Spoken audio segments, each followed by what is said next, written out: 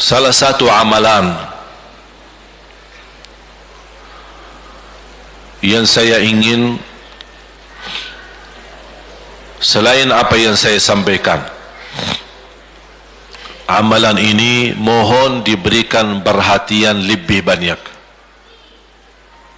Sederhana, mudah,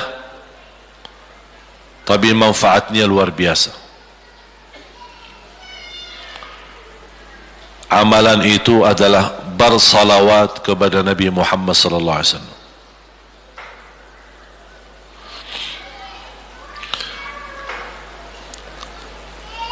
Kali ini saya tidak minta anda bersalawat seperti biasa. Saya yakin Bapak Ibu suka bersalawat. Tapi kali ini saya ingin anda membawa salawat kepada Rasul dengan penuh rasa cinta.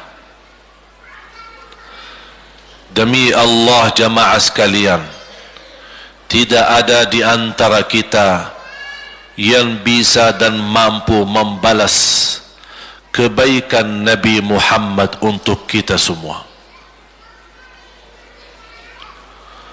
Salawat kepada Nabi Muhammad, satu kali salawat kita dapat 10 kali rahmat. Ini baru satu kali, dapat 10 kali rahmat. Ahsanun nasi akhlaqan ahsanukum li ahli. Yang paling laki-laki yang termulia adalah laki-laki yang termulia akhlaknya terhadap istrinya. Dan Rasul juga bersabda, dan akulah yang termulia terhadap istri-istriku. Nabi Muhammad itu bukan hanya dengan salawat kita dapat 10 kali rahmat, tapi kita dengan bersalawat kepada beliau dijamin kita dapat syafaat beliau di hari kiamat. Bahasa syafaat yang kita semua sudah tahu, semua berkeinginan mendapatkan syafaat dan semua berdoa mengharapkan syafaat Nabi Muhammad sallallahu alaihi wasallam. Tapi Bapak Ibu belum tahu sejauh mana kemuliaan syafaat yang kita tunggu yang diberi nanti oleh Rasulullah sallallahu alaihi wasallam. Syafaat Nabi Muhammad sallallahu alaihi wasallam adalah langkah yang kita harapkan, bukan hanya umat Islam, bahkan seluruh umat, Yahudi, Nasrani, Buddha, Hindu, seluruh manusia di hari kiamat mengharapkan syafaatnya yang disebut dalam hadis asy-syafa'atul kubra, syafaat yang paling agung yang Allah izinkan Nabi Muhammad untuk diberi kepada seluruh manusia, yang Islam maupun yang tidak Islam. Karena di saat hari kiamat seluruh makhluk Allah subhanahu wa ta'ala, seluruh manusia, bahkan bangsa jin, semuanya berdiri habis dibangkit oleh Allah subhanahu wa ta'ala, semuanya berdiri di hadapan Allah menunggu hisab dimulai lebih dari 50.000 tahun. Bisa enggak terbayang berdiri berapa lama? 50.000 tahun. Dan semuanya keadaan laki dan perempuan sebagaimana baru dilahirkan.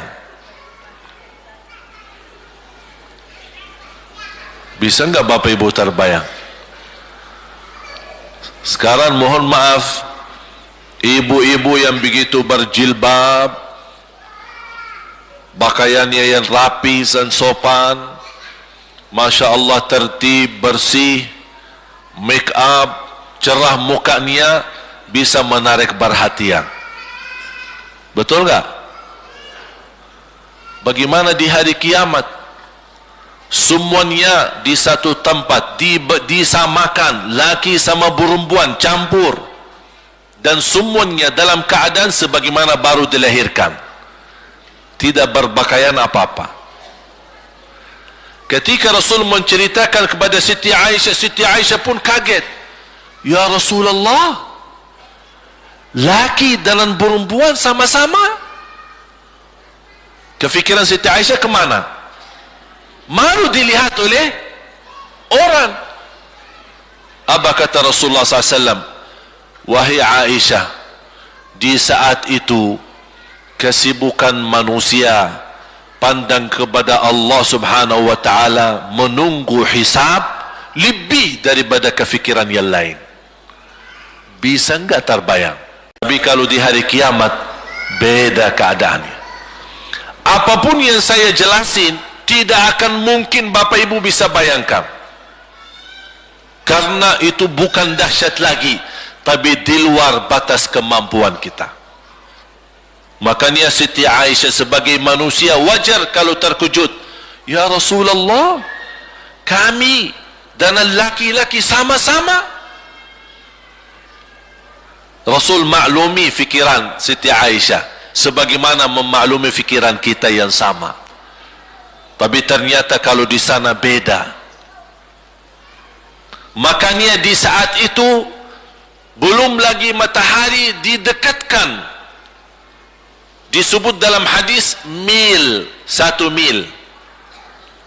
Di dalam satu hadis 1 mil adalah, kalau untuk dalam mata itu kan berapa ukurannya? Berapa senti ya? Sangat kecil. Betul? Kalau dalam bahasa Arab itu namanya mil. Berarti ukuran nanti di hari kiamat kita berdiri 50.000 tahun dan mataharinya dekat seperti ini. Di riwayat mil bukan yang itu maksud, tapi adalah ukuran perjalanan 1 mil. Kira-kira 1 mil cukup jauh? Sama, kurang lebih berapa kilo? 1,5 kilo? Ya, kurang lebih 1,5 kilo. Sekarang jutaan kilometer kita merasa panas. Sudah ada AC, sudah ada kipas, sudah ada ujang, sudah ada ini, tapi merasa begitu panasnya. Itu jutaan kilometer. Bagaimana kalau 1,5 kilo? Makanya Rasul menggambarkan nanti di hari kiamat, yang biasa di dunia kalau kita keringat dari atas ke, kalau di hari kiamat terbalik, keringat kita dari bawah ke atas. Ini tergantung dosa kita. Kata Rasulullah, ada yang keringatnya sampai ke mata kaki, ada yang sampai ke lutut, ada yang sampai ke paha, ada yang sampai ke perutnya, ada yang sampai ke dadahnya, ada yang sampai ke lehernya, bahkan ada yang sampai merasa sudah sesak nafas, ingin melamatkan diri supaya tidak tenggelam di dalam keringatnya sendiri. Dalam keadaan itu 50.000 tahun. Di situ manusia sudah merasa gelisah, sudah cukup merasa tersiksa. Semua larinya, penolong siapa yang bisa menolong kita? Kita minta tolong kepada siapa yang bisa menyampaikan hajat kita kepada Allah supaya mulai hisab? Karena sudah kita tidak kuat lagi. Semuanya larinya kepada Nabi. Nabi Adam, Nabi Ibrahim, Nabi Nuh, Nabi Musa, Nabi Isa. Semuanya jawab yang sama. Nafsi, nafsi. Allahumma sallim, sallim. Ya Allah, selamatkan diriku sendiri. Tak ada yang urus anak, istri, suami, keluarga, apalagi manusia lain. Sama keluarganya saja dia lari. Tak ada. Nafsi, nafsi. Diri sendiri, ya Allah selamatkan. Diri sendiri, ya Allah selamatkan. Diri sendiri, ya Allah selamatkan. Nabi Adam jawab begitu. Suruh barangkali Nabi Nuh bisa bantu kalian. Datang kepada Nabi Nuh, nafsi, nafsi. Allahumma sallim, sallim. Datang kepada Nabi Musa, nafsi, nafsi. Allahumma sallim, sallim. Datang ke Nabi Isa, nafsi, nafsi. Allahumma sallim, sallim. Sampai terakhir Nabi Isa berkata, ada satu, saya rasa dan yakin dialah yang bisa memberi bantuan. Dia tunjukkan, itu dia, namanya Muhammad sallallahu alaihi wasallam. Bayangkan semua manusia ini aja sekarang yang masih hidup berapa miliar, kita tidak bisa dihitung berapa jumlah penduduk bumi. Bayangkan dengan umat terdahulu semua dikumpulkan dan semua menarah satu arah kepada Nabi Muhammad, minta tolong, ya Rasulullah, ya Muhammad, ya Habiballah, tolong syafaatkan. Barangkali dengan bantuanmu, doamu, syafaatmu, bisa ini mulai dihisab supaya terselesai siksa yang kita hadapi. Begitu mereka datang, apa jawab Rasulullah SAW? Allahumma sallim sallim, ummati ummati. Ya Allah, selamatkan umatku umatku. Fikirannya umatnya, bukan istrinya, bukan anaknya, bukan orang tuanya, bukan siap, umatnya. Umatnya dia fikirkan. Kemudian dia sujud di hadapan Allah Subhanahu wa taala. Kata Rasulullah, di saat itu aku bersujud, Allah gerakkan lidahku untuk memuji Allah dengan kata-kata pujian yang tidak pernah makhluk pun sebelumnya sebutkan pujian itu.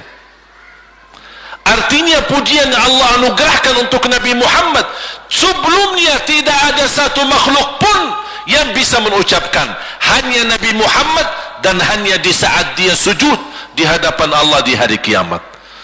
Allah biarkan beberapa lama, habis itu Allah berkata, ya Muhammad, irfa' ra'sak wasal tu'ta washfa' tushaffa'. Ya Muhammad, angkatlah kepalamu dan silahkan minta apapun, aku berikan. Silahkan beri syafaat kepada siapapun, aku terima syafaatmu. Langsung dia berkata, ya Allah, kasihan manusia, mohon segera dihisab. Baru mulai dihisab, turun kitab-kitab. Ada yang mengambil kitabnya dengan tangan yang kanan, itulah bahagia.